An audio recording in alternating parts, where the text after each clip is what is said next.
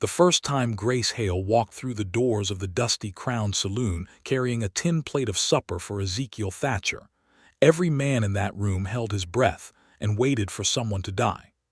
It was the summer of 1879, deep in the sun-cracked heart of Laramie, Wyoming territory, a town that had grown up hard and fast along the Union Pacific line and had never quite lost its edge. Laramie sat at the crossroads of cattle trails and commerce, a place where railroad men drank alongside cowboys, where the law tried its best and sometimes failed, and where a man's reputation was worth more than his weight in silver. The town had its rules, mostly unspoken, and the most important one was this: you did not bother Ezekiel Thatcher. You did not look at him too long. You did not sit at his table. You certainly did not bring him food like he was an ordinary man who needed tending to. And yet there she was, Grace Hale, all 24 years of her, her dark hair pinned neatly beneath a cotton bonnet that had seen better days, her boots dusty from the walk across Main Street, carrying a tin plate of beans and salt pork and a thick heel of cornbread as if she were delivering supper to a schoolteacher. Ezekiel Thatcher was 31 years old and built like something the frontier itself had carved out of granite and bad weather. He was not the biggest man in Laramie, but he was the most dangerous, and everybody knew it. He had come to town 2 years prior with nothing but a horse, a bedroll, and a reputation that had traveled ahead of him like a cold wind. Stories had followed him out of Texas and across the territories. Stories about what he had done during the years after the war when lawlessness had spread across the plains like wildfire. Stories about the men who had pushed him and the men who had paid for it. His eyes were the color of old pewter, pale gray and unreadable, and he wore them beneath the brim of a battered black hat that shadowed his jaw. He had a scar along his left cheekbone, thin as a thread, and hands that were large and scarred at the knuckles from work and from worse. He ran cattle now, or so the official version went. He had a spread 10 miles east of town, a modest operation by most standards, but he ran it tightly and he ran it well, and the men who worked for him were quietly loyal in the way that men are loyal when they both respect and fear their employer. He came into Laramie every week or so, conducted his business, drank one whiskey at the Dusty Crown and left. Nobody asked him questions. Nobody started trouble near him. Sheriff Amos Garrett, a decent man with a thick mustache and a practical soul, had once confided to his deputy that he was grateful Thatcher had chosen the quiet life, because he genuinely was not certain what it would cost to rein the man in if he hadn't.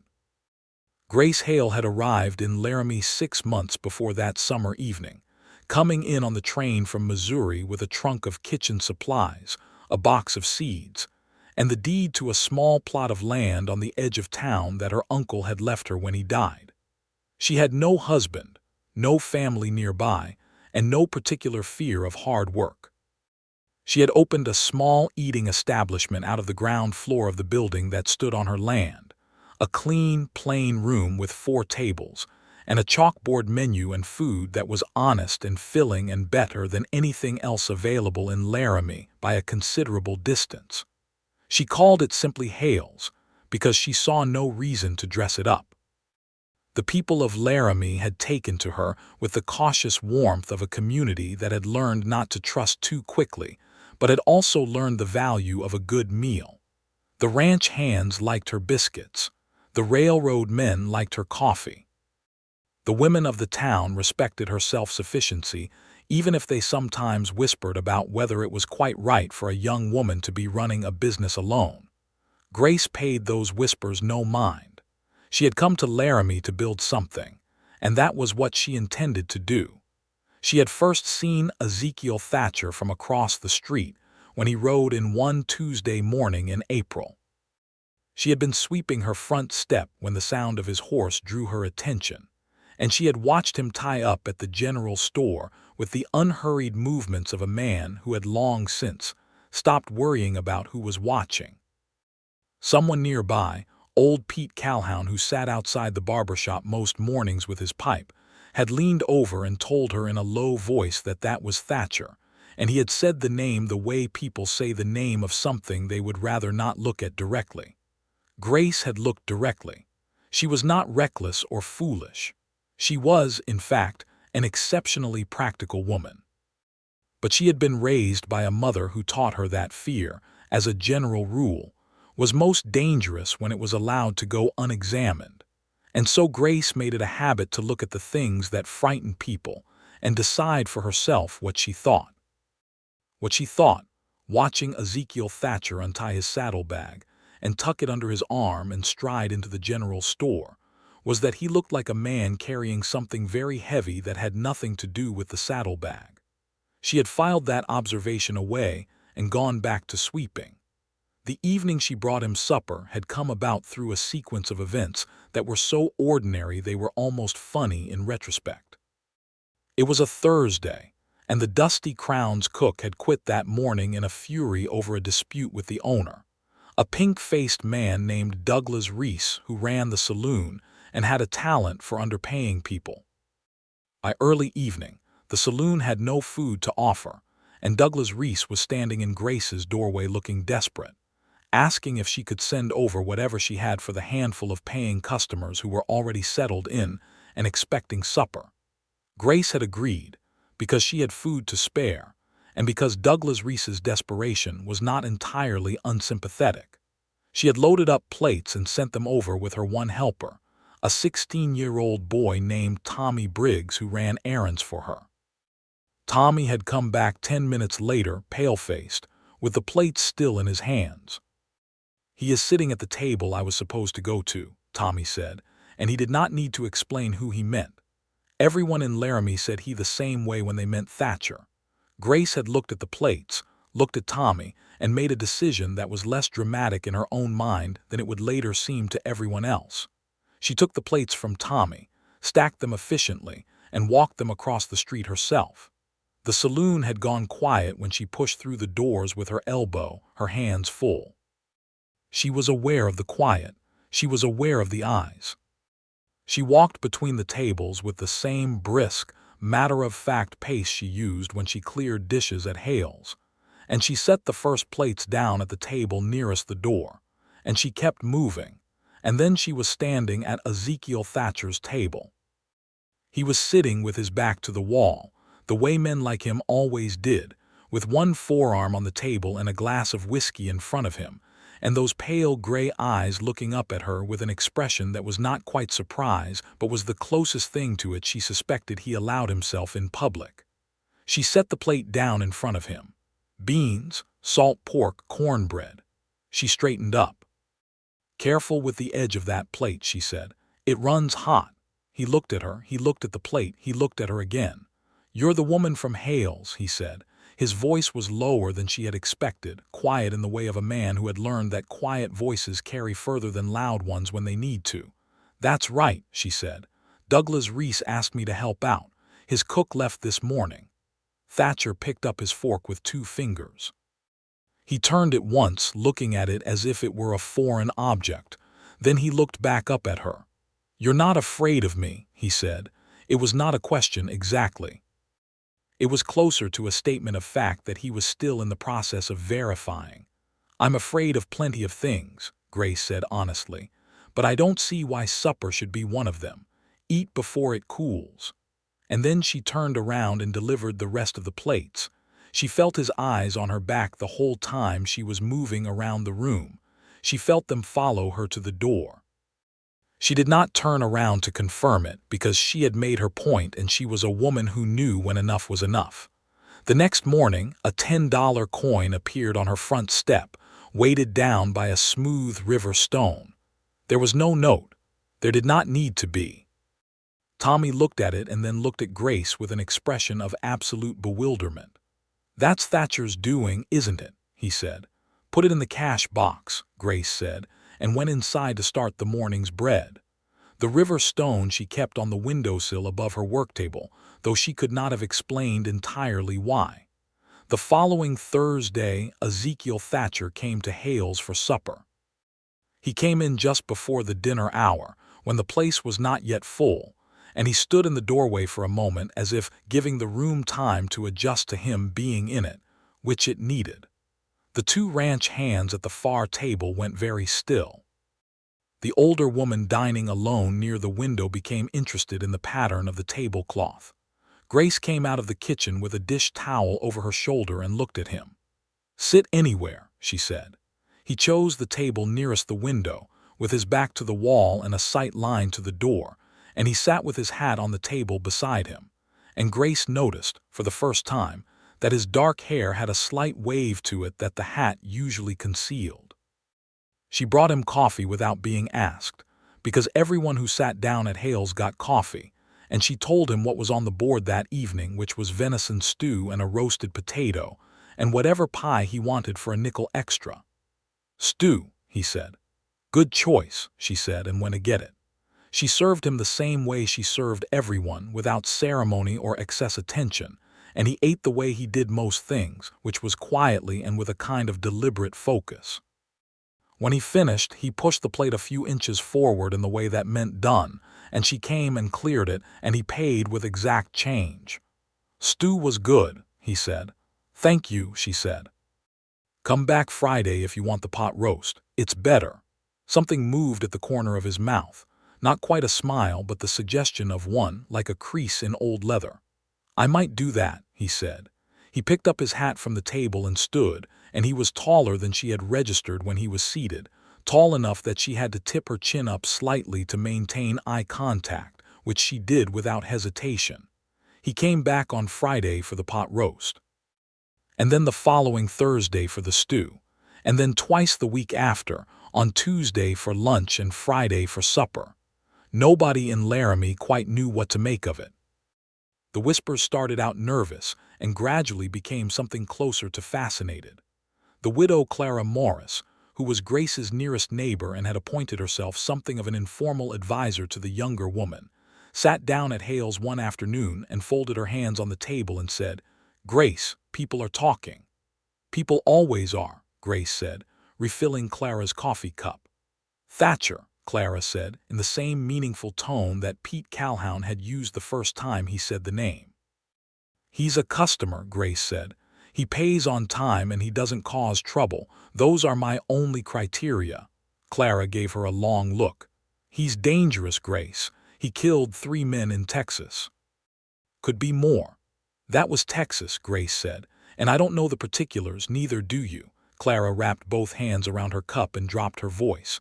"I worry about you. You're a young woman alone out here."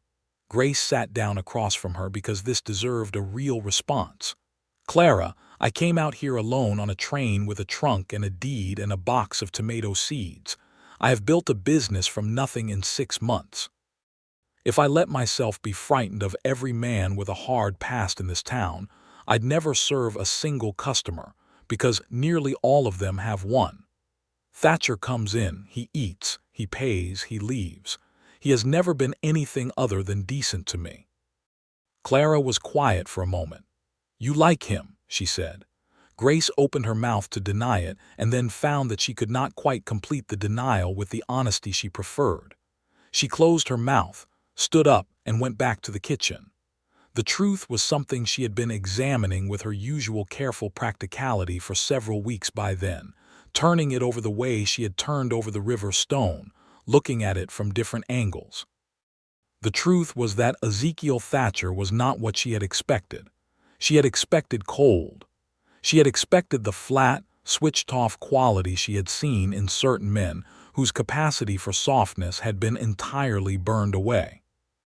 Instead, what she found in those quiet mealtimes was a man who was intensely private but not unkind, whose silences were thoughtful rather than hostile, who had once, when little Sarah Pittman from the schoolhouse had come in for a piece of pie with her mother and knocked over her glass of milk crying about it, said to the child in that low, quiet voice of his, "No harm done, little one," in a way that had made Sarah stop crying immediately and had made Grace feel something shift warmly in her chest. He never overstayed, he never pushed. He had never once looked at her with anything other than a kind of grave, steady attention that was different from the way other men sometimes looked at her, which was with the slightly proprietary casualness of men who thought a woman alone was a woman available. Thatcher's attention was more like respect, and Grace had enough experience to know that in Laramie in 1879, that was not a small thing. In late July, a different sort of situation presented itself. Grace had been closing up for the evening, washing the last dishes in the dim light of her kitchen lamp, when she heard a commotion out on the street. She dried her hands and went to the door and opened it a crack. There were 3 men on horseback outside the saloon across the street, and they were being loud in the way that drunk men are loud when they are also looking for a reason. She recognized 2 of them as brothers named Clyde and Roy Prentice, who came through Laramie with a cattle drive roughly twice a year, and who were, in her experience, the sort of men who were unpleasant to women when they thought they could be without consequence. The third man she didn't know. What happened in the next few minutes was this. The 3 men climbed down from their horses and pushed into the saloon, and about 2 minutes after that, there was a crash and raised voices, and then the doors swung open again, and Clyde Prentice came stumbling out backward, landing hard in the dust of the street. And a moment later Roy Prentice was standing in the doorway looking uncertain. And then Ezekiel Thatcher walked out through the swinging doors and stood on the step and looked at Clyde Prentice in the dust with that expression he had. The one that was colder than the high Wyoming nights. "Get up," Thatcher said. "Get on your horse, take your brother, don't come back tonight." Clyde Prentice got up. He was a big man, but he got up carefully, with the kind of care that comes from recognizing something bigger than yourself. He did not say anything. He got on his horse. Roy Prentice was already on his. The third man had apparently decided to take a side exit. The 3 of them disappeared down the street. Thatcher stood there a moment in the dust, and then he turned his head and looked directly at Grace's cracked door as if he had known she was there the whole time. She opened it wider because there was no point in pretending. "Everyone all right?" she asked. "Fine," he said. "What was that about?" He was quiet a moment. "They were making themselves unpleasant to a woman inside," he said. His voice was entirely flat and factual. Grace looked at him.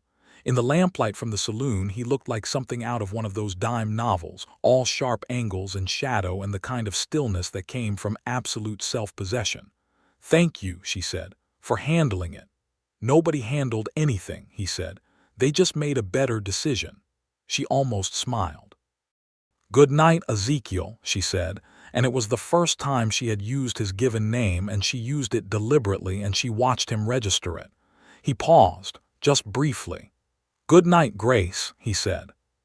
She closed her door and stood in her kitchen with her hands flat on the work table, looking at the river stone on the windowsill, and she let herself fully acknowledge, for the first time and without argument, that she was falling in love with the most feared man in Laramie, Wyoming territory. The acknowledgement, once made, settled something in her rather than unsettling it. That was the thing about Grace Hale that most people eventually came to understand. She did not fight her own truths once she had finished examining them. She accepted them and worked with them. She had accepted the truth of this place, this hard, bright land, the endless sky, the winters that would be brutal and the work that would be constant and the loneliness that was sometimes sharp as a nail. She had accepted all of it and made her peace and kept going. She could accept this too. What she could not know, and would not know for some time, was that Ezekiel Thatcher was engaged in a parallel process of his own, conducted entirely in the privacy of his own chest and the long cold nights at his ranch east of town. He had not expected Grace Hale. He had not expected anything like her, had in fact long ago stopped expecting anything except more of the same, more hardness, more distance, more of the careful negotiated peace he had made with the world after years in which he and the world had been at war with each other. He had come to Laramie to be left alone, and mostly he had been, and mostly that had been enough.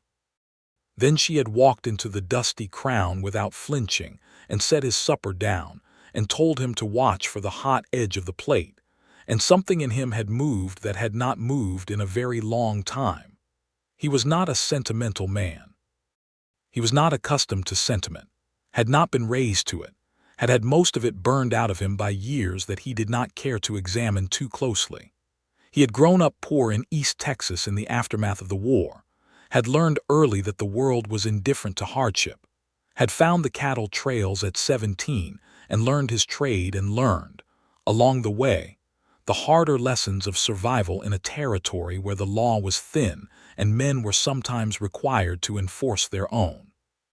He had done things he was not proud of. He had made choices that were necessary and choices that were less so, and he had carried them all with him, and they weighed on him in the way that such things do on a man with a conscience, which he had, despite the rumors to the contrary. Grace Hale looked at him as though she saw the weight but was not concerned by it, as though it were simply a fact about him, like his height or his gray eyes, something that was part of what he was and therefore not alarming. Nobody had looked at him like that in a very long time. Possibly ever. He started coming to Hale's because the food was genuinely excellent, which was the truth, and because it was a clean, quiet place where no one bothered him, which was also true.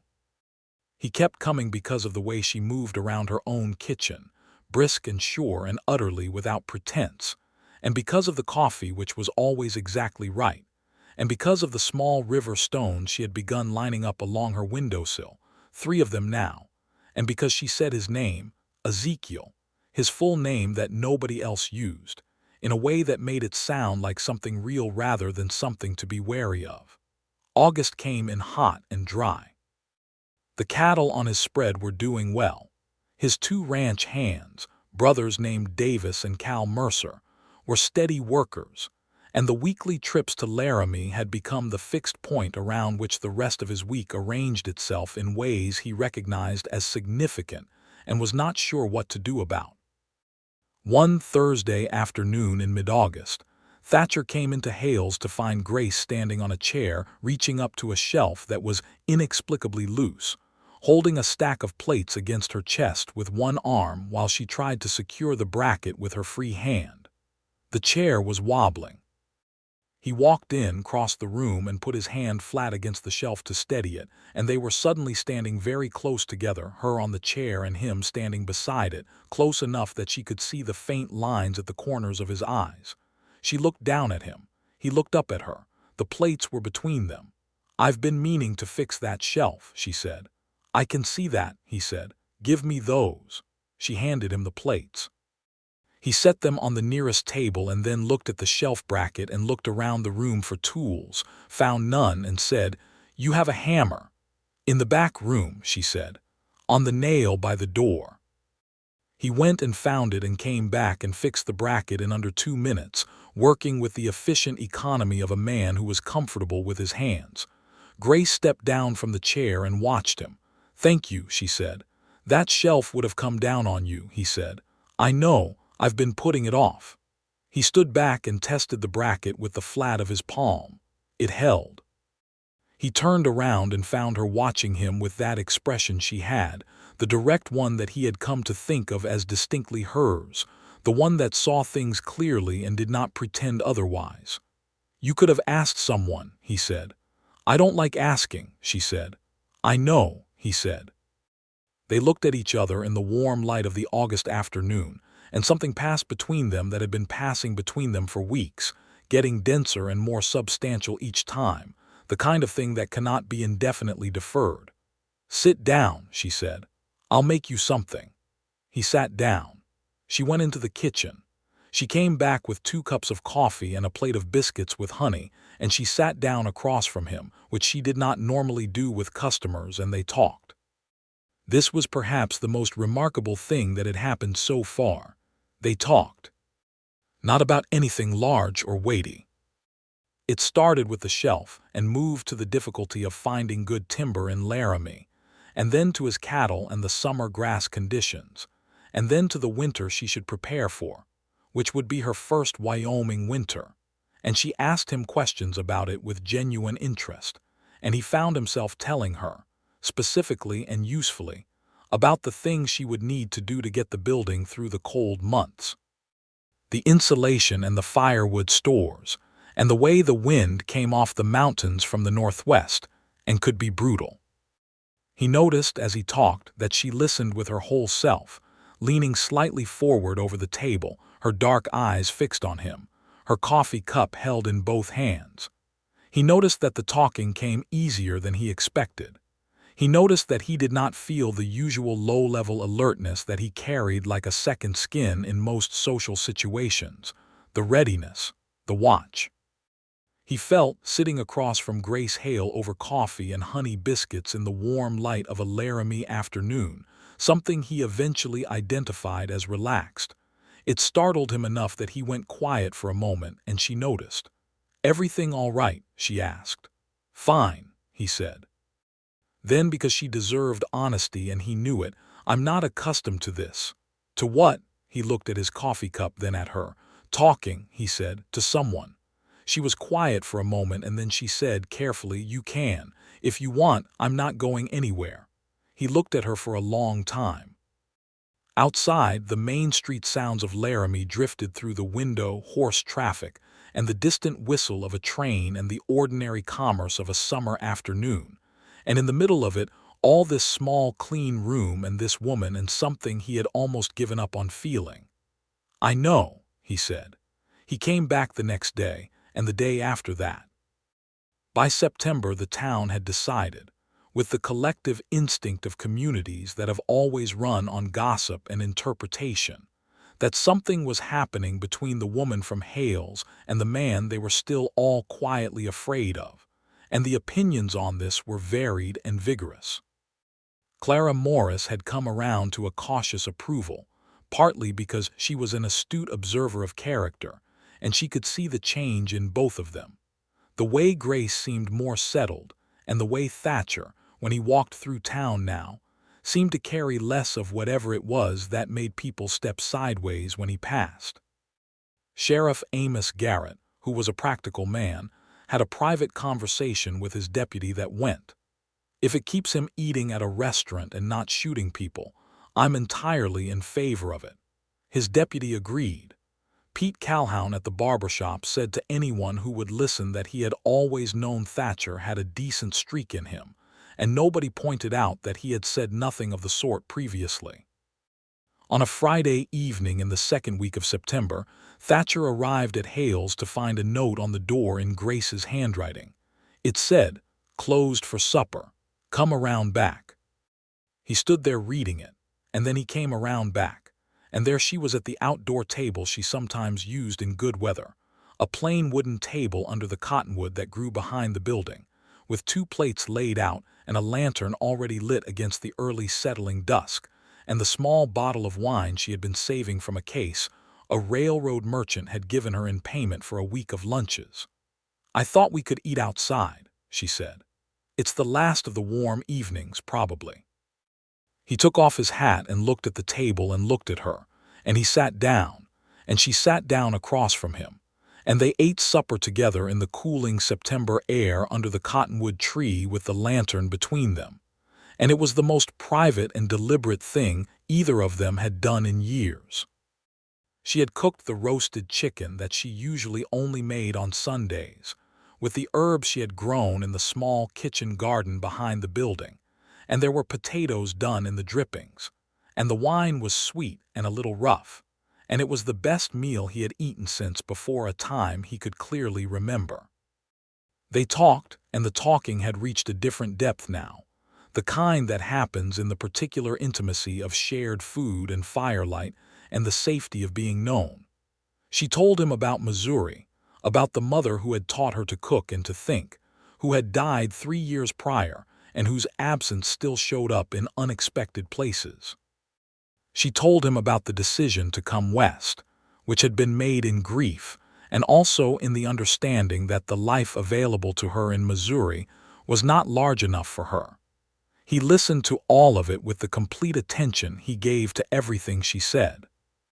Then he told her something he had not told anyone in Laramie, which was that he had a younger sister in Texas, in San Antonio, whom he wrote to every month and whom he had not seen in 3 years.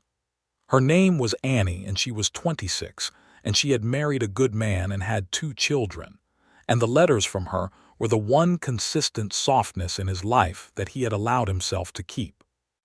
He told this to Grace simply, looking at the lantern flame, and she heard what was underneath it, which was the loneliness of a man who had exiled himself from the people who knew him as something other than what the world at large had made of him. "You could go see her," Grace said. "I know," he said. "What stops you?" He was quiet. "I don't want her to see what I've become."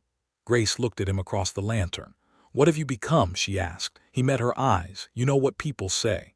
"I know what people say," she said. "I also know you fixed my shelf and you ran off the Prentice brothers before they could frighten someone, and you leave $10 coins on people's doorsteps when you think they've done you a kindness.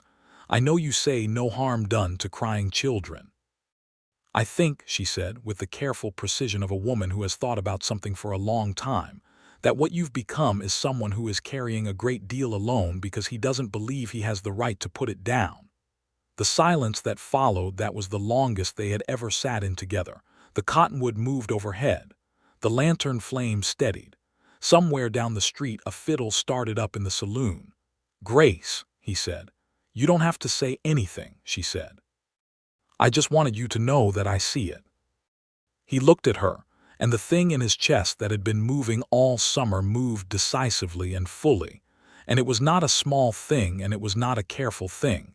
It was large and warm, and it terrified him slightly, and he was grateful for it. He reached across the table and covered her hand with his. His hand was large and rough and warm, and she turned hers over beneath it, and they sat like that in the September dark until the lantern burned low, and neither of them needed anything else said that night.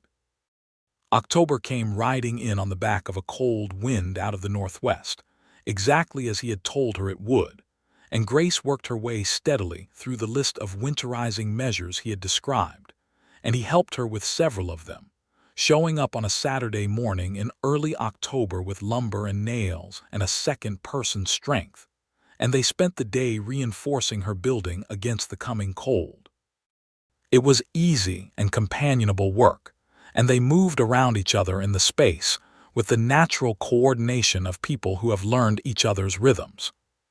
Tommy Briggs, who had become devoted to Grace and regarded Thatcher with a complicated mixture of terror and hero worship, watched them from the corner of the yard, where he was stacking firewood, and thought, with the clarity of 16 years, that he had never seen the boss man look like anything other than a thundercloud before, and today he looked like someone had opened a window in him.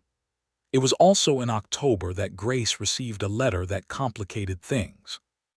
It came from a man named Gerald Forsyth, who was a land developer out of Cheyenne, and who wrote to inform her that he had become aware of certain irregularities in the original deed filing for her property, and that he believed, based on his legal consultation, that the land title was not entirely clear, and that he would be interested in resolving the matter through a purchase at a price he named, which was considerably below what the land was worth. Grace read the letter twice, set it on her table, and went and made tea, which was what she did when she needed to think carefully. She did not panic. She did not storm. She thought. The next morning she showed the letter to Ezekiel. He read it standing in her kitchen with his hat in his hand, and his expression went through several things in quick succession, none of which were pleasant to observe. When he finished reading, he set the letter on the table and looked at her. "This is a pressure tactic," he said. "Forsyth is known in this territory. He targets properties with women owners or absentee owners and manufactures disputes about titles. It usually works because most people don't know how to fight it and can't afford a lawyer." "Can I fight it?" Grace asked. "Yes," he said, "but you need to establish your title clearly. When your uncle filed the deed, who handled the transaction?" Grace went to her trunk and found the original paperwork, the deed and the accompanying filing receipts, and they went through it together at her kitchen table with the morning light coming through the window, and what they found was that the filing was solid. Her uncle had done it correctly, filed it properly with the Territorial Land Office, paid the fees. The title was clean.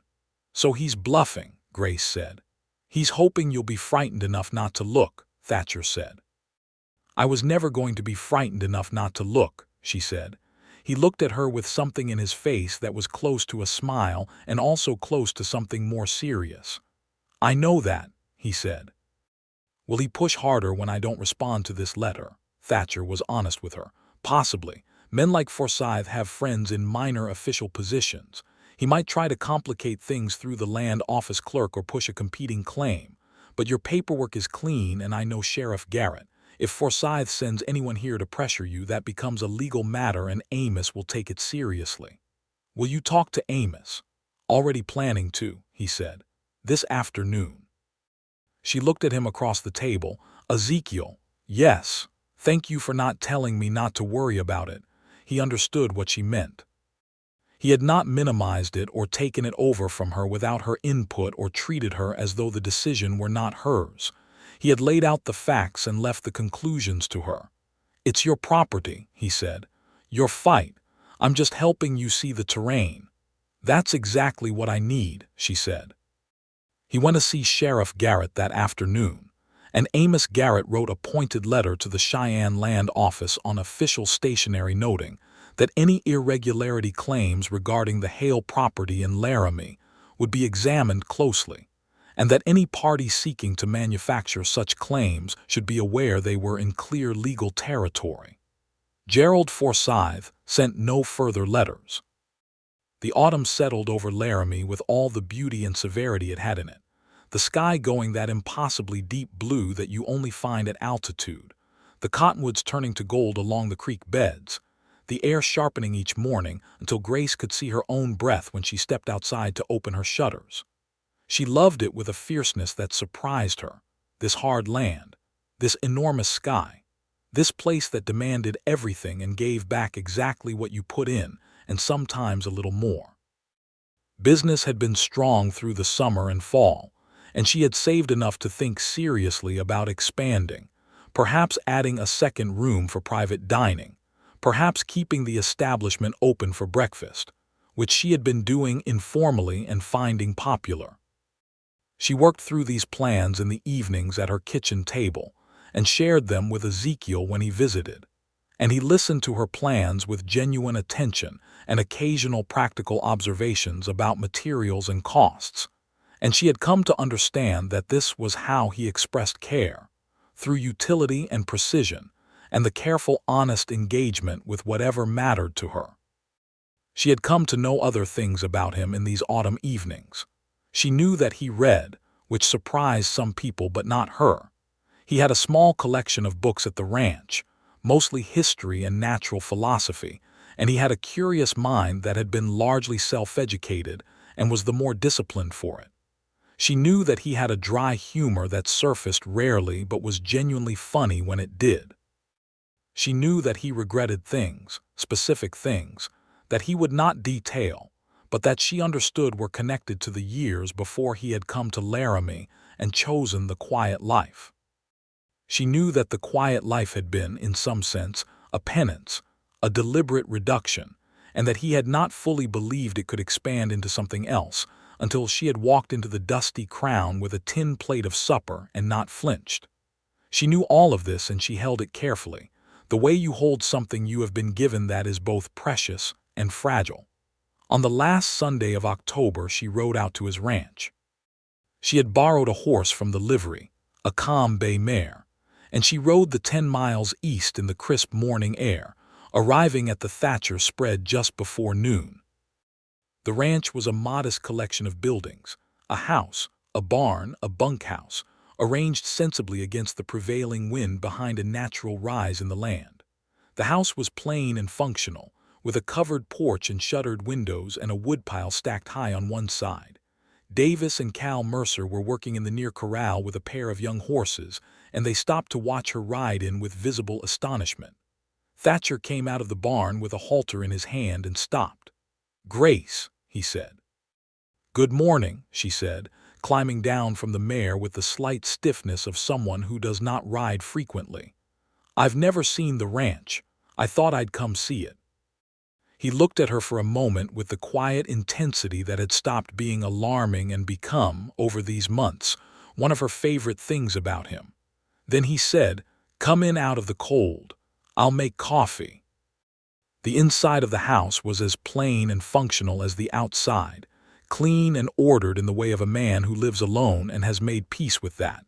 With the small collection of books on a shelf by the fireplace and a good lamp on the table, and a single personal item that caught her eye immediately, which was a framed photograph on the mantelpiece of a young woman laughing at the camera with two small children pressed against her.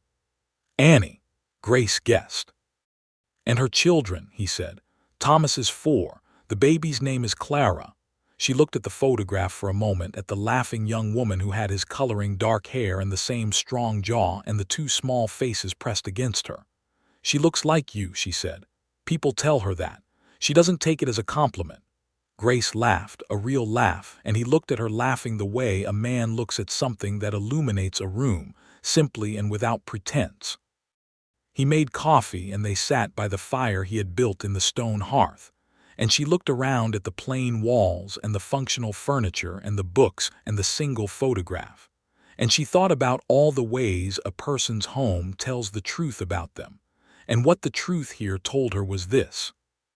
He was a man who had reduced his life to its essentials because he had not trusted himself with more, and the single photograph on the mantelpiece was the one extravagance that told her what he was capable of when he let himself keep something. "I want to ask you something," she said. He waited. "Do you want more than this?" She gestured, meaning the ranch, the solitude, all of it. He was quiet for long enough that she started to think he wouldn't answer. Then he said, "I didn't for a long time. I thought this was the appropriate amount." He looked at his coffee cup. "I think I was wrong about that." She set her cup down. "Ezekiel." "Yes, look at me." He looked at her, those pale gray eyes steady and unguarded in a way she had worked for and earned over these months, the way you earn trust from something that has been hurt and learned caution from it. "I'm in love with you," she said. Plainly and completely, the way she did everything. "I thought you should know, because I think you are the sort of man who needs to hear a thing stated clearly before he'll believe it." The silence in the room was absolute. Outside, the wind moved around the corners of the house, and the fire shifted in the hearth, and the horses were quiet in the barn.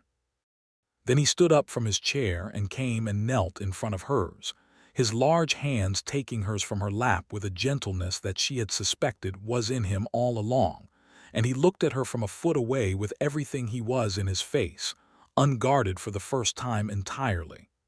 "Grace," he said, "I have been in love with you since you told me to watch for the hot edge of a plate." She laughed again, softly this time, and she put her hand against his jaw, the one with the thin scar along the cheekbone, and he leaned into it like he was leaning into something he had been standing outside of for a very long time. "Then we understand each other," she said. "We do," he said. He kissed her there by his fire in the morning cold, with the Wyoming autumn pressing against the windows and the photograph of Annie and her children watching from the mantelpiece.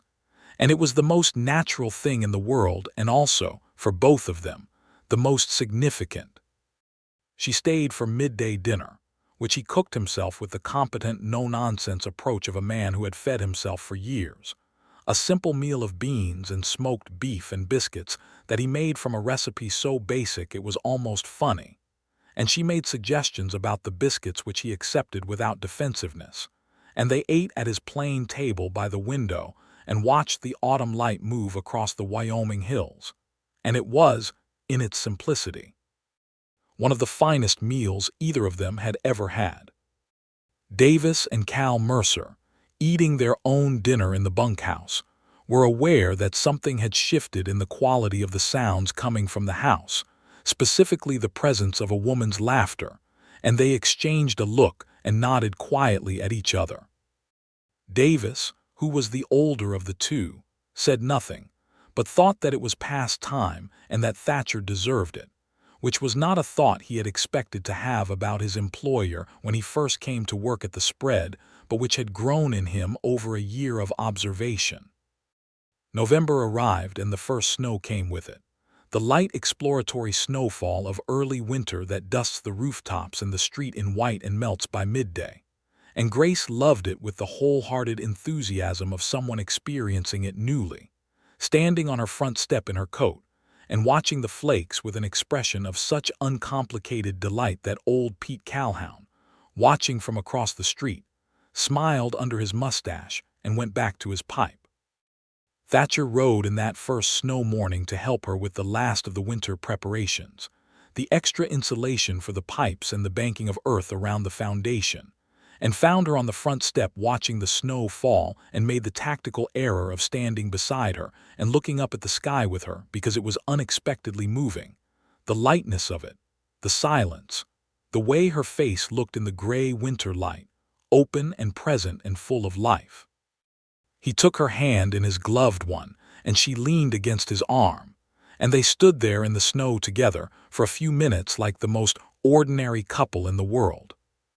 Clara Morris looked out her window and saw them and put her hand over her heart and went to put the kettle on because she needed a moment. The winter deepened in December, and the temperature dropped hard, and the snow came seriously now. The real Wyoming winter snow that piled against the doors and turned the world white and still, and imposed its own slow rhythm on everything. Grace's business continued through it, the townspeople needing the warmth of a public hearth and a hot meal more than ever, and Hale's became in the deep winter months a kind of gathering point for the community, the place where people came to be warm and to be around other people, and to eat food that tasted like someone had cared about making it. Thatcher came to town more frequently now, staying sometimes through the worst weather rather than riding 10 miles back in conditions that were genuinely hazardous. Sheriff Garrett, with the practical generosity of a man who understood what was what, did not remark on the fact that Thatcher's horse was sometimes tied at the livery for 2 nights running while the storm blew. On Christmas Eve of 1879, Grace cooked a proper Christmas supper at Hale's for anyone in town who needed it, a generous spread of roasted goose and root vegetables and rolls and 3 different pies, and she invited Ezekiel, and she invited Clara Morris, and she invited Tommy Briggs and his mother, who was a quiet, tired woman who worked sewing alterations, and who cried a little when she saw the table laid out, which she apologized for. And Grace told her firmly not to apologize for a second. Sheriff Garrett came with his wife, a comfortable woman named Margaret who had decided within 5 minutes of meeting Grace that she approved of her completely and intended to say so to anyone who asked. The Mercer brothers rode in from the ranch and sat at the end of the table looking scrubbed and slightly awed by the indoor warmth and abundance. A few other townspeople came and went, and the room was warm and full of voices and the smell of good food. Thatcher sat beside Grace for the meal, and he was, by the standards of his public behavior, almost sociable, which for him meant he spoke when spoken to with something that was almost warmth rather than the flat courtesy he usually deployed in public settings. At one point during the meal, Margaret Garrett leaned over and said to her husband in a low voice, "Amos, that man looks happy." Amos Garrett, who had been watching Thatcher for 2 years with the careful attention of a man responsible for public order, looked down the table and agreed that this was accurate and felt, privately, something like relief. After the supper, when the tables had been cleared and most of the guests had gone home through the cold night, Grace and Thatcher washed the dishes together in the kitchen by lamplight, and she told him about the Christmases of her Missouri childhood, the particular smell of her mother's kitchen on Christmas morning, the way the windows would frost, the hymns they would sing, and he listened to all of it and told her, in return and unprompted, which was still somewhat new behavior for him, about an Annie when she was small, about how their mother had tried to make Christmas mean something despite everything, and Grace listened and understood what was underneath it, which was love, clear and simple and persistent, the love of a person who had kept something gentle in themselves through circumstances that had not been gentle at all. "Write to Annie," she said. "Tell her about me." He was quiet for a moment, stacking the clean plates. "What should I tell her?" "Tell her you're happy," Grace said. "She'll want to know that." He looked at her in the lamplight. "I am," he said.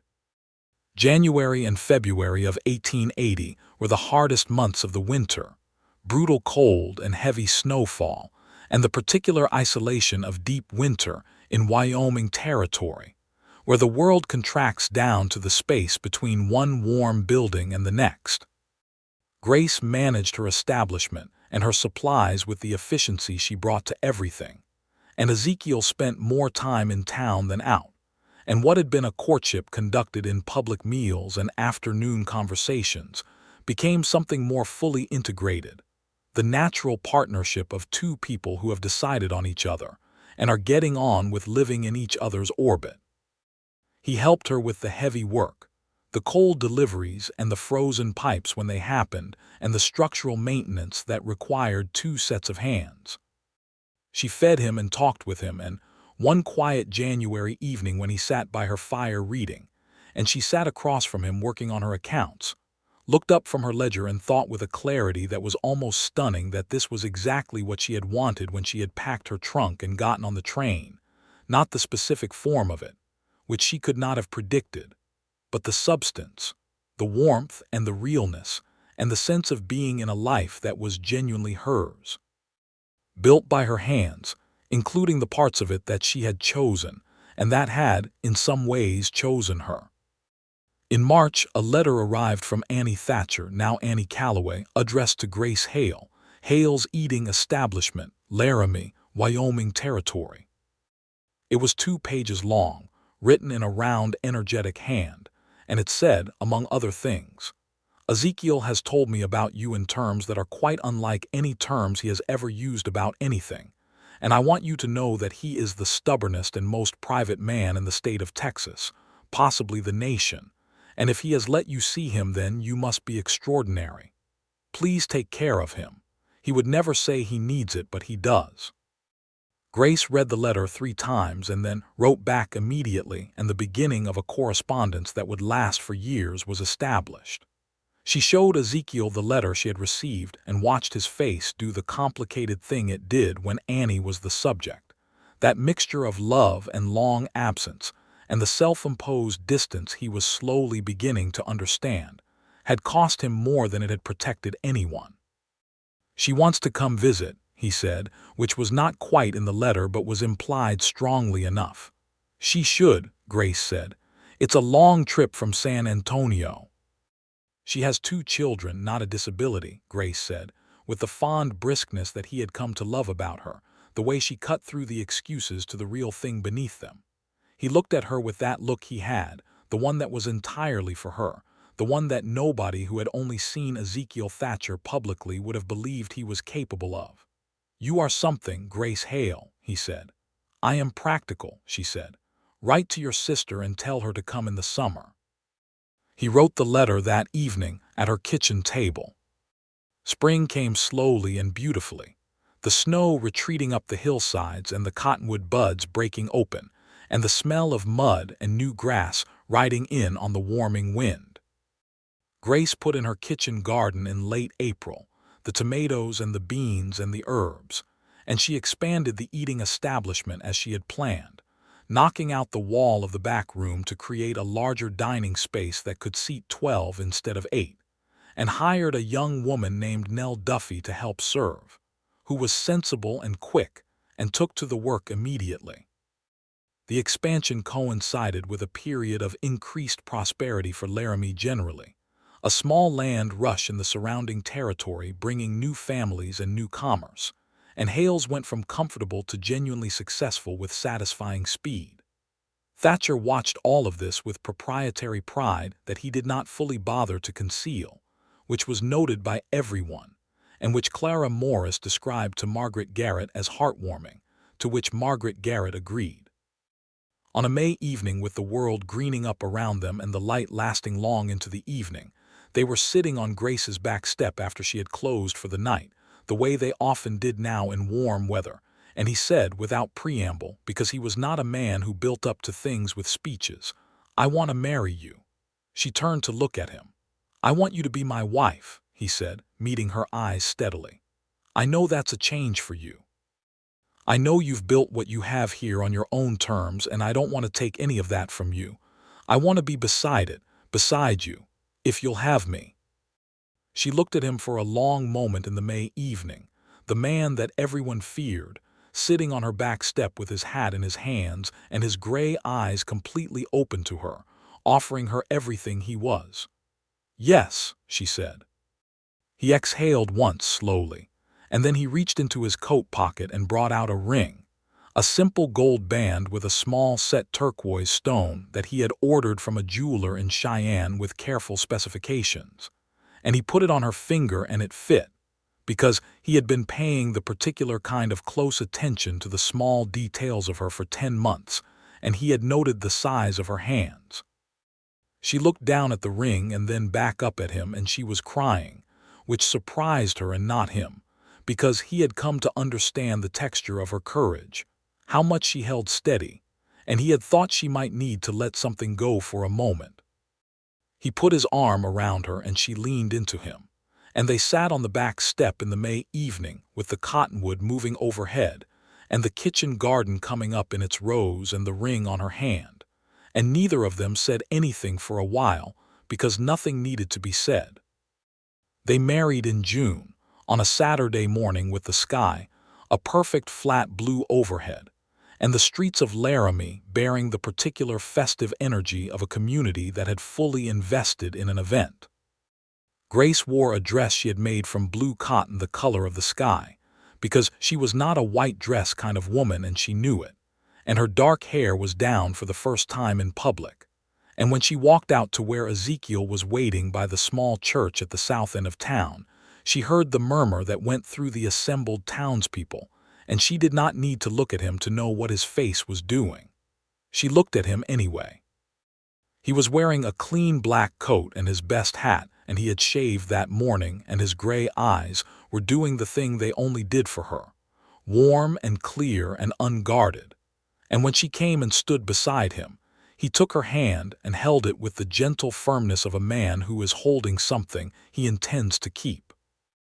Reverend Polk married them in a ceremony that was plain and honest and took 20 minutes, and when it was done, the whole town seemed to breathe out at once, and Clara Morris wept with absolute no self-consciousness at all, and Sheriff Garrett shook Thatcher's hand with a grip that communicated several things at once, and Tommy Briggs, who had grown 4 inches over the winter and was now working for Grace full-time, stood at the back with his hands in his pockets and felt something he could only have described as rightness.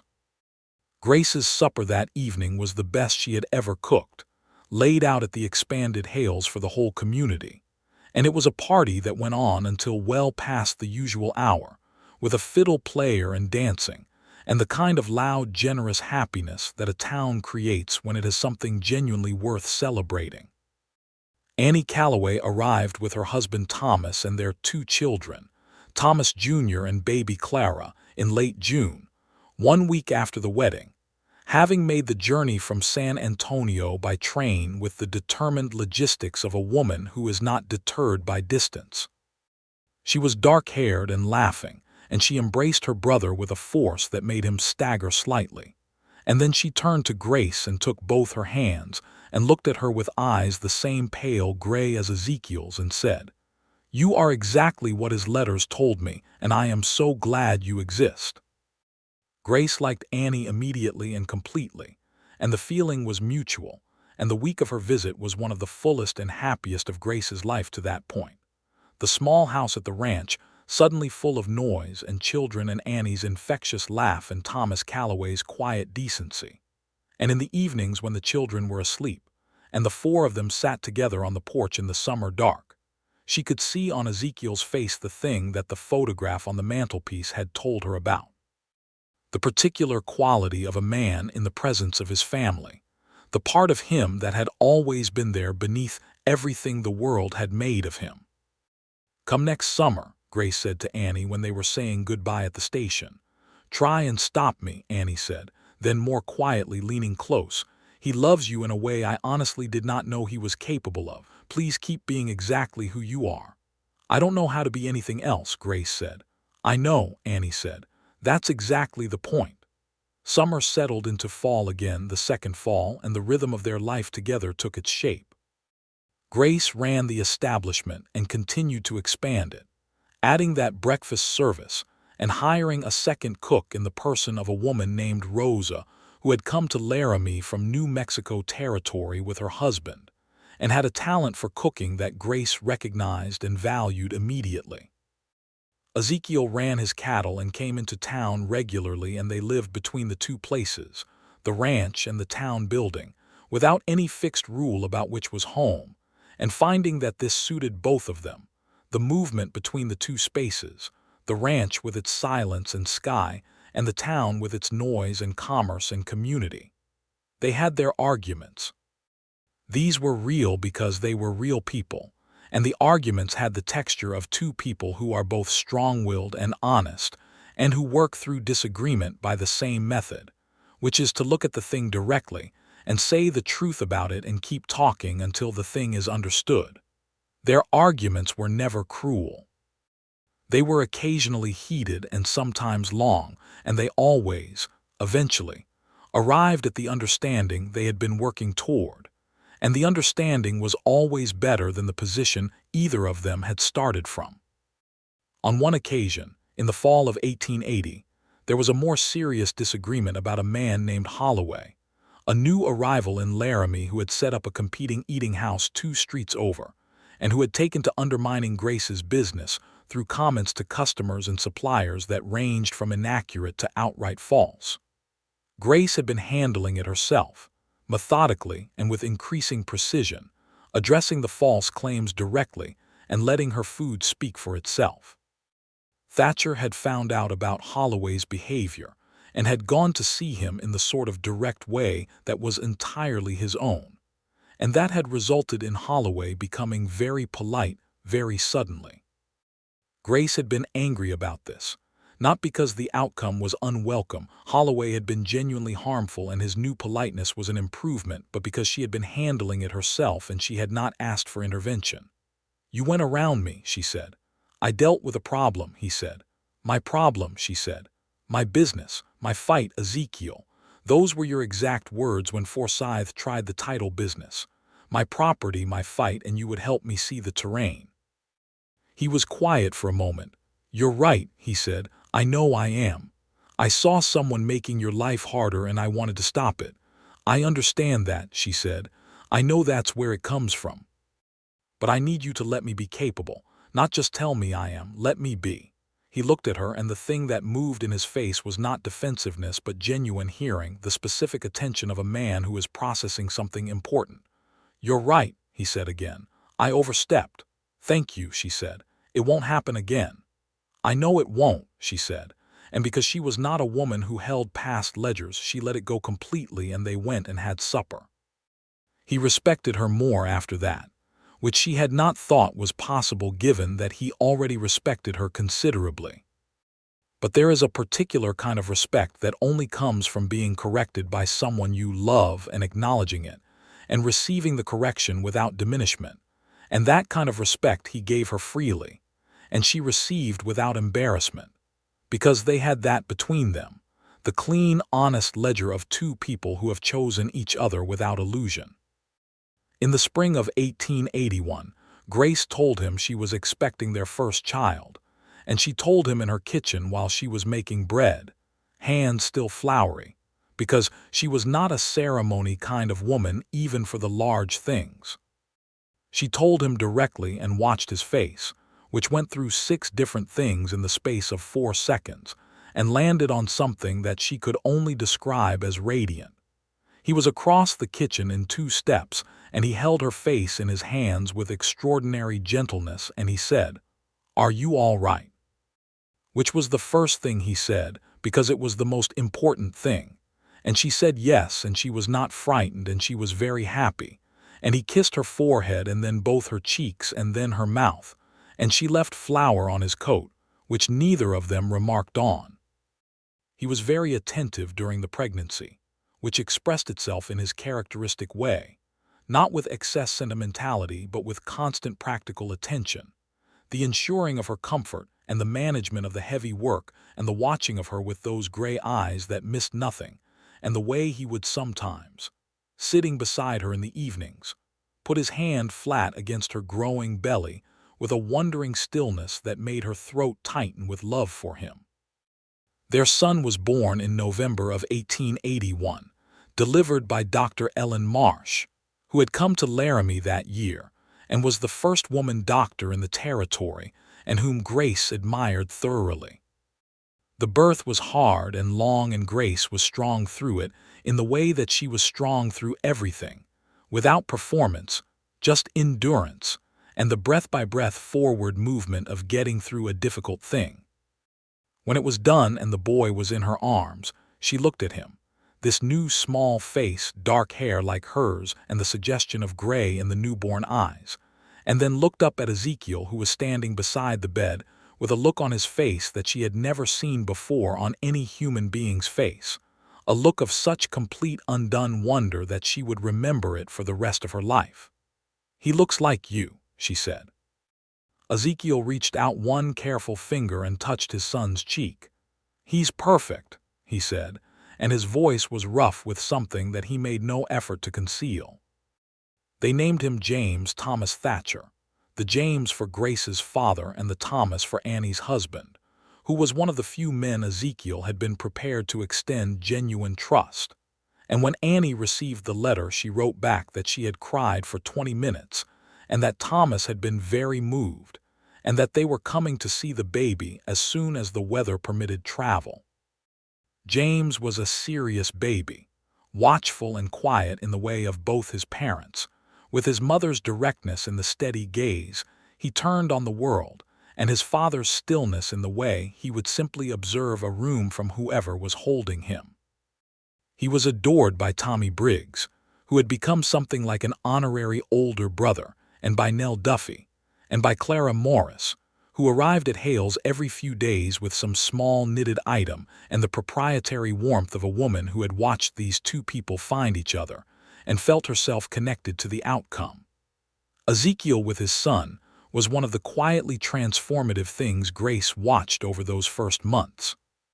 He held the boy with the careful precision of a man who is aware of his own size and the smallness of what he holds, and he talked to James in the low, quiet voice that Grace had always found so particular and arresting, simple observations about what they were looking at.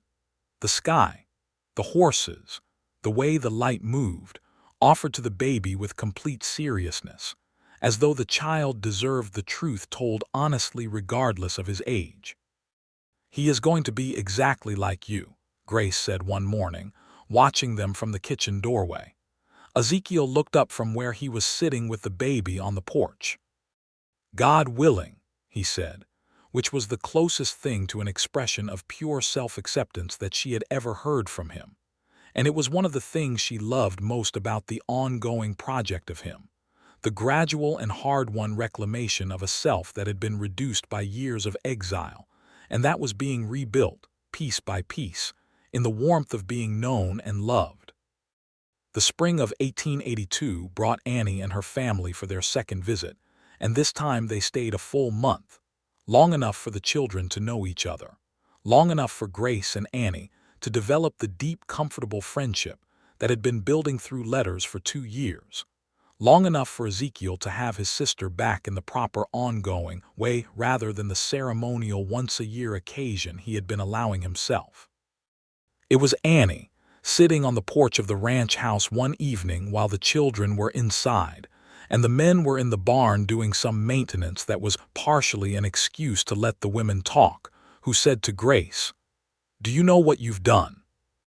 "Run a restaurant and had a baby," Grace said. "You brought him back," Annie said simply. "I didn't think anyone could. I'm not sure he thought anyone could. He had made up his mind that this was how he was, this reduced version, and it was going to be that way until he was old, and then it would stop. And then he met you, and he wrote me letters that made me cry because my brother, who wrote to me once a month for years with 3 sentences of factual information, was writing me 2-page letters about a woman who told him to watch for the hot edge of a plate." Grace looked down at her coffee cup and smiled. "I didn't bring him back," she said. "He chose to come back. I just didn't make it frightening too." "That's the whole thing," Annie said. "That's the entire thing."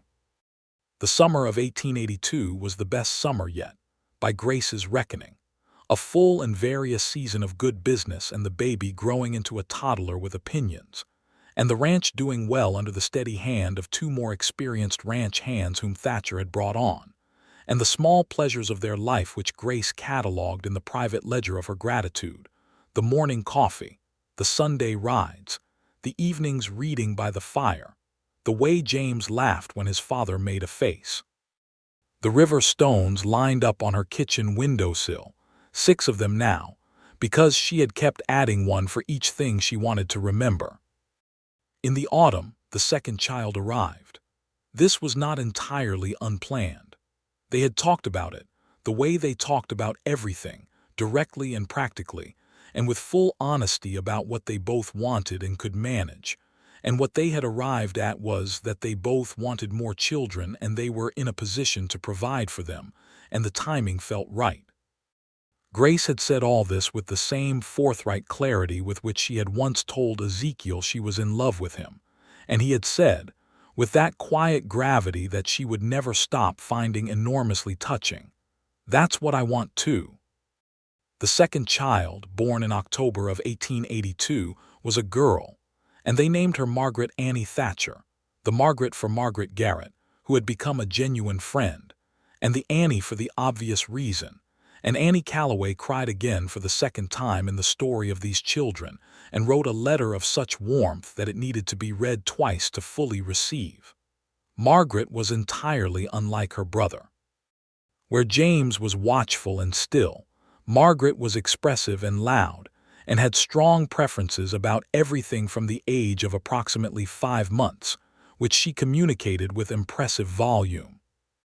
She looked like Ezekiel, the same gray eyes and the same jaw, which on her was merely determined rather than intimidating, and from the earliest age she had that same quality of presence, the sense of a person who occupies their space fully and without apology. Grace watched her daughter with amusement and recognition. "She takes after you," she told Ezekiel. "She takes after you," he said. "She's already got opinions about everything. That's your jaw and your eyes and your stubborn streak." "The stubborn streak is definitely yours," he said, and she threw a dish towel at him, and he caught it without looking, which she found infuriating and funny in equal measure. By 1883, Hale's had become the established center of Laramie's social and culinary life, a place that had grown from 4 tables and a chalkboard menu to a proper establishment with 12 tables, a full kitchen staff of 3 including Rosa, and a reputation that extended to travelers coming through on the Union Pacific who had heard about the place from other travelers and sought it out deliberately. Grace managed it with the same brisk intelligence she had managed everything from the beginning, making decisions quickly and well, knowing her suppliers and her customers and her staff, knowing the food deeply from the years of cooking it herself. She had also, over the 4 years since she arrived in Laramie, become something of a community institution in her own right, not in any formal way but in the way of a person who is present and reliable and useful, who turns up when things are hard and contributes without making it a performance. She had helped organize the relief effort when the winter of 1882 had been brutal enough to leave several families in genuine difficulty, working with Margaret Garrett and Clara Morris to coordinate food and firewood supplies. She had been the first person Nell Duffy had come to when she needed help navigating a difficult situation with her employer before Grace, a situation that Grace had handled swiftly and with teeth. She had employed Tommy Briggs when others might not have, had seen something in him worth developing, and Tommy Briggs at 19 was now capable and confident and grateful in the specific way that young people are grateful when someone saw them and helped them become who they could be. Ezekiel watched all of this with the quiet pride that had become one of his characteristic expressions around his wife, and he contributed to the community in his own ways, which were less visible but no less real. He had, over the years since their marriage, gradually and without announcement, extended a kind of protection to certain people in Laramie who needed it, not in any violent or coercive way, but through the presence and reputation that had once been a burden and had become, in the context of a life he was proud of, something more useful. When a new group of settlers came through in the spring of 1883, including several families who were Cherokee, making their way to land in the territory after years of displacement that had taken them from their original lands in the southeast, and who were met in Laramie with a hostility that was familiar and ugly, and that reminded Ezekiel of every injustice he had witnessed in the territories. He put his name and his property and his standing firmly behind their right to resupply and rest in peace, and Sheriff Garrett backed him, and the hostility backed down, and Grace opened Hales to the families without any question or ceremony and fed them. It was the right thing, and they both knew it, and they talked about it that night after the children were asleep, about the particular responsibility of people who had standing to use it in the service of those who didn't. And Grace said something that Ezekiel kept with him the way she kept her river stones, which was, "The land belongs to everyone who works it honestly." That was always true. The law hasn't always agreed, but that doesn't make it less true. He wrote that, eventually, in a letter to Annie, and Annie wrote back that she was printing it on paper and putting it on her wall. The autumn of 1883 settled over Laramie with a golden fullness that felt to Grace, though she would not have said so aloud because she was not a dramatic woman, like a completion of something. She was 28 years old. She had a business and a home and a husband and 2 children, and a community she was genuinely part of, and a friendship with her sister-in-law that was one of the great pleasures of her life. She had the river stones on her kitchen windowsill, 8 of them now, and she knew what each one was for. One October evening, she and Ezekiel were sitting on the porch of the ranch house, the children asleep inside, the night air cold and clean and starred beyond any sky she had ever seen before Wyoming, and she had the particular contentment that only comes from a life that is full of things you chose and would choose again. "Ezekiel," she said, "yes. Are you happy?" He looked at the sky and then at her, and his expression was the one that was entirely hers. "Yes," he said. "Are you?" She leaned against his arm. "I am," she said. "I just wanted you to know that specifically, not generally, specifically." He put his arm around her. "I know," he said. "I'm glad." They sat there in the October cold looking at the Wyoming stars while the children slept inside and the horses were quiet in the barn, and somewhere down the road toward Laramie, the lights of the town were visible in the dark, small and warm and steady. A year later, in the fall of 1884, Grace discovered she was carrying a 3rd child, which she announced over breakfast with the same matter-of-fact directness that she announced most things, and Ezekiel's face did the radiant thing again. And James, who was nearly 3 and had opinions about everything, said that he wanted a brother, while Margaret, not quite 2, banged her spoon on the table in a way that probably meant something but was open to interpretation.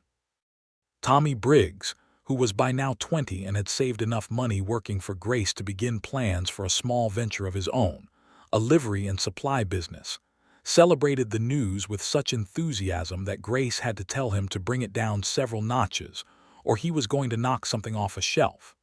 Clara Morris knitted for 6 weeks straight. The 3rd child, born in the spring of 1885, was a boy, which satisfied James enormously. They named him William Ezekiel Thatcher, the William for no particular ancestor, but because it was a good solid name that Grace liked, and the Ezekiel because she had always loved the name, and because the man it carried deserved to have it carried forward. When Ezekiel first held his younger son, he looked at the boy for a long time and then looked at Grace, and she could see the full weight of what that middle name meant to him, and she met it calmly because she had given it intentionally and without need for elaboration.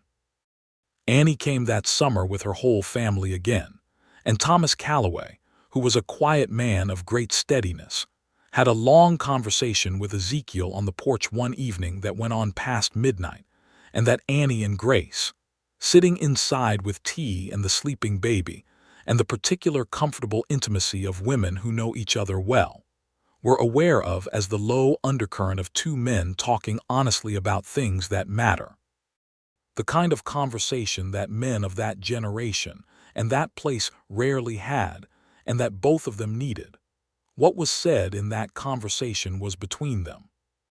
What came out of it, gradually, over the months that followed, was a further settling in Ezekiel, a quality of rootedness that had been growing since Grace, that had been growing since James, and that by the time William arrived was something close to complete.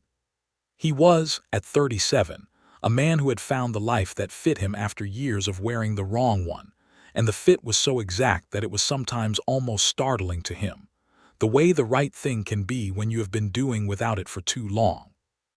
He wrote more frequently to Annie after Thomas's visit.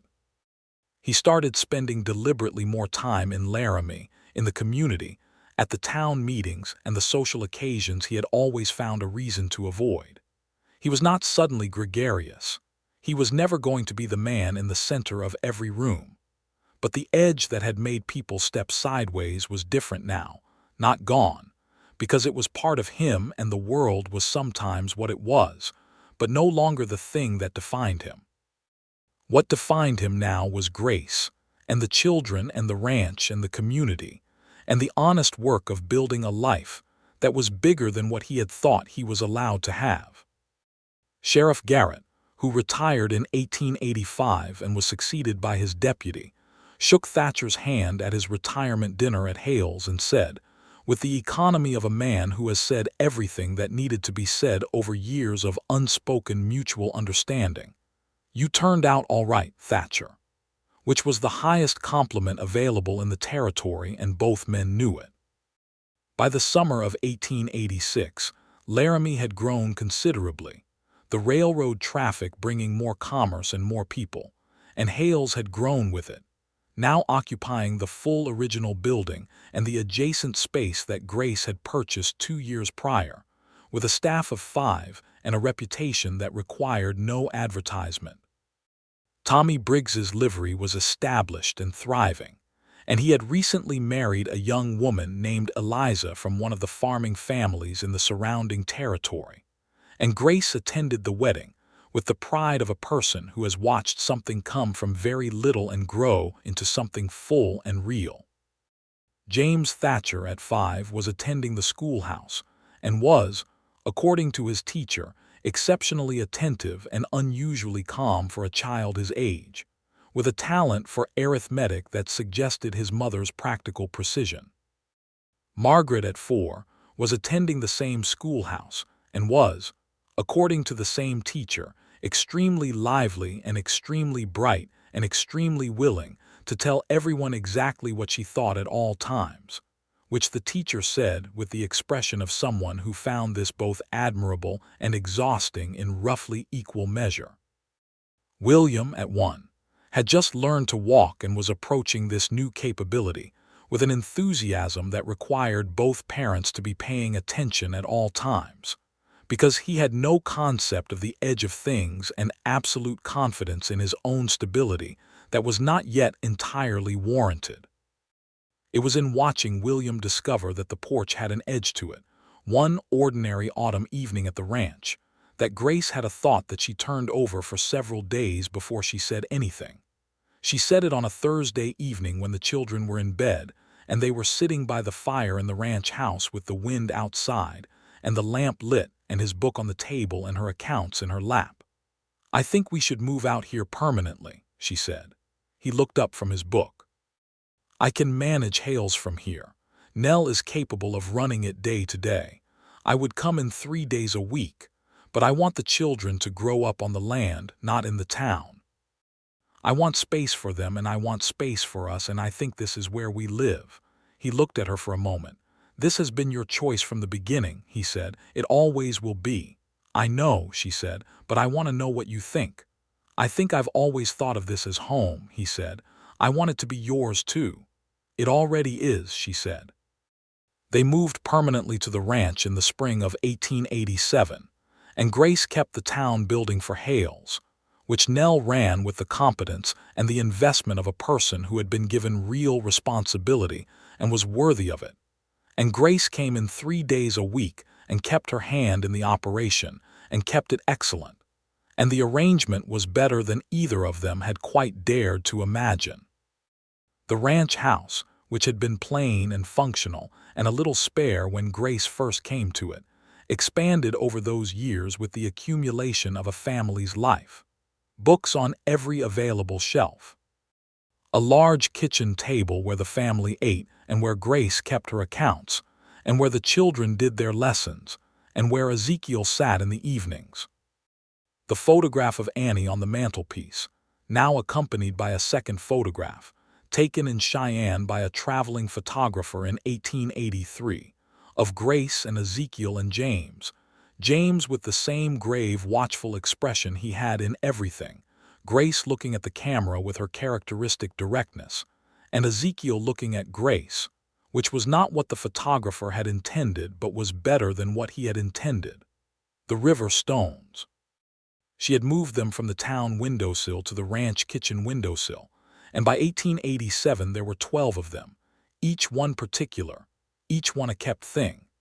Their life together had a texture and a richness that Grace had not been able to fully imagine from the outside of it, back in Missouri, back on the train, back in the early months of building Hale's and looking out her window at the main street of a rough western town and wondering what was possible. It was better than possible. It was actual. It was the specific daily reality of two people who had built something real and who knew what they had because both of them had known what it was to be without it. They still argued sometimes, with the same directness and the same eventual resolution.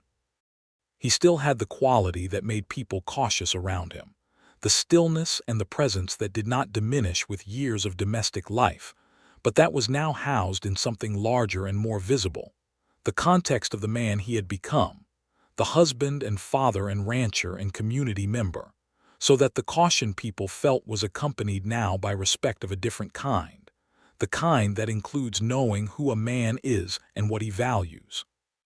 Grace still ran her establishment with the same brisk precision that had defined her from the beginning, and she was better at it every year, and she knew it, which was not vanity but accurate self-assessment. In the autumn of 1888, they rode together into Laramie for the harvest celebration, which had become an annual event of some significance in the community. The main street decorated, and the fiddle players out, and the whole town in a mood of festive satisfaction. Grace drove the wagon with William on the seat beside her, while Ezekiel rode alongside, and James and Margaret were in the wagon bed squabbling about something with the low-stakes intensity of siblings who are fundamentally fond of each other, but would not currently admit it. She looked at the town as they came in on the road from the east. This town she had arrived in 9 years ago on a train from Missouri with a trunk and a deed, and no certainty about anything. And she felt the particular warmth of a person looking at something they have been part of making. Not created alone, you never made a place alone, but contributed to, genuinely and in ways that could be seen. The building on the main street that bore her name and the community tables inside it, and the meals that had been served there, and the people she had fed and the friendships she had built and the home she had made. She looked over at Ezekiel riding alongside, hat pulled low against the autumn sun, and he turned his head and looked at her as if he had felt her looking, which he probably had, because he had always had that quality of awareness around her, and he gave her the look that was entirely hers. She reached over and touched his arm just briefly, and he covered her hand with his for a moment. James, from the wagon bed, said with the withering clarity of a 7-year-old who has observed adults, "You're doing the thing again." "What thing?" Grace asked. "The looking at each other thing," James said. "You do it all the time." Margaret, abandoning her side of whatever they had been squabbling about, giggled. Grace looked at Ezekiel and he looked at her, and the look they exchanged over their son's head was the look of two people who are thoroughly caught and entirely unrepentant about it. And then they rode on into the harvest celebration of Laramie, Wyoming territory, in the autumn of 1888 together.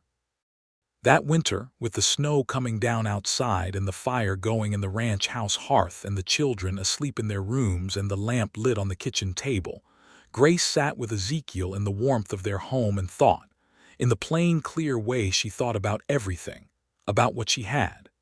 It was, she had decided long ago, more than she had known to want. The best things always were. She had a husband who was difficult and decent and deeply hers. She had 3 children who were alive and healthy and growing into themselves with the particular confidence of children who are loved without condition. She had a business that she had built from her own hands and her own vision. She had a place in a community, a real place, made by years of presence and contribution. She had a sister-in-law who was one of the true friends of her life. She had the land, the enormous Wyoming sky, the winters that were brutal and the springs that came back anyway. She had 12 river stones on her windowsill, and she knew exactly what each one was for. She looked at Ezekiel across the table where he was reading, and she thought, there was a time when the most feared man in Laramie sat alone in the dusty Crown saloon, and nobody brought him supper because nobody dared. And I walked in with a plate of beans and cornbread and told him to watch for the hot edge, and here we are. What are you thinking? He asked, without looking up from his book. How glad I am, she said. He looked up. Me too, he said. He put his book down and reached across the table, and she gave him her hand. And they sat together in the firelight while the Wyoming winter pressed at the windows and held no terror for either of them. Because they were warm and they were home and they were each other's. Entirely and at last, and for as long as there was a country west of the Missouri, and a sky big enough to hold everything they had made. Outside the window the snow came down in the darkness, covering the land in white silence. Inside the lamp burned steady, the children slept, the river stones kept their place on the sill, everything was as it should be.